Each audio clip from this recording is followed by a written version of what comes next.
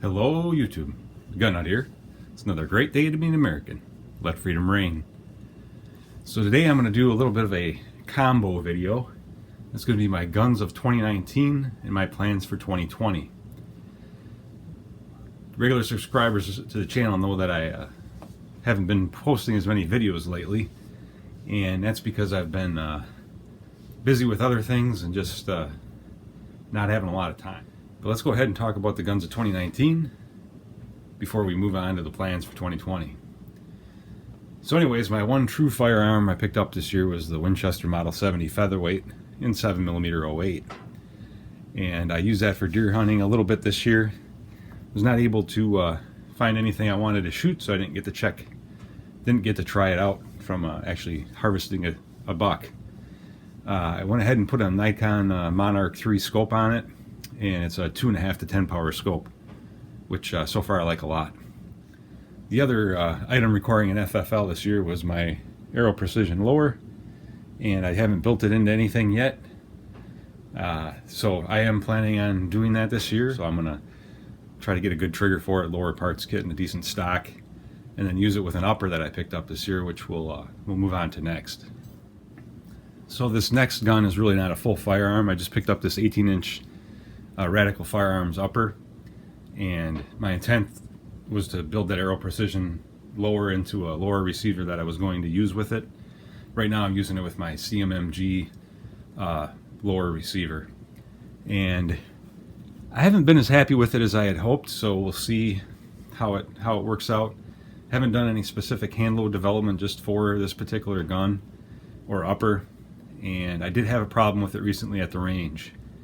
I was testing, I was firing a few hand loads, and one of them stuck in the chamber. The bolt wouldn't open, and I had to wait till I got home. I dumped some oil around the bolt, let it sit overnight, and then I was able to get it open. So I'm not sure exactly what happened there.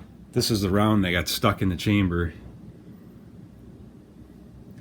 and the problem is right now I don't have a 223 case gauge to check it to see if it was just a misformed round or some other reason.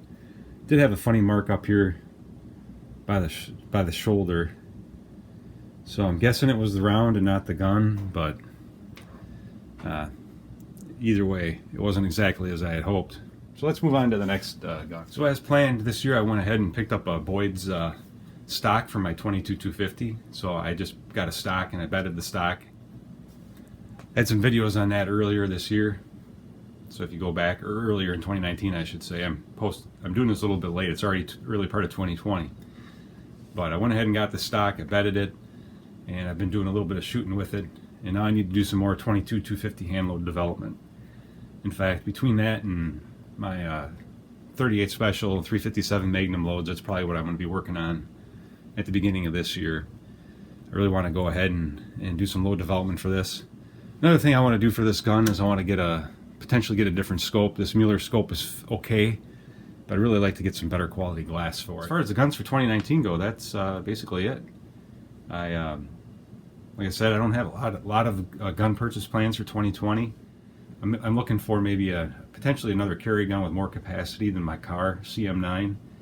I like the looks and feel and how the SIG P365 shoots, but I also like I haven't tried a Hellcat or even held one, but I also like that Springfield Hellcat. That seems like a good option. So who knows, might pick up one of those two. I don't know if I'm going to do anything from a long gun perspective this year. Really don't have any immediate plans, but we'll see. I had been thinking about picking up another potential varmint rifle, and that might possibly be something I do this year, but otherwise we're going to spend a lot of time probably on load development, trying out a few different products. I do have a new holster that I could do a video on. It's another 1791 holster, and I did have an issue. This is for my Smith & Wesson 686. I did have an issue, but if you guys would like to know a little bit more about that, let me know in the comments below and I'll go ahead and post a video for that. Also, one of the things taking up some of my time is return to an old hobby for me, which is guitar, and specifically mostly electric guitar that I like to play. And I did pick up a new guitar towards the end of 2019, and I know this isn't a guitar channel, but if any of you guys are also into guitars, electric guitars, and would be interested in seeing a video on what I picked up, I'll go ahead and put in a couple photos right here so you guys can see what it is.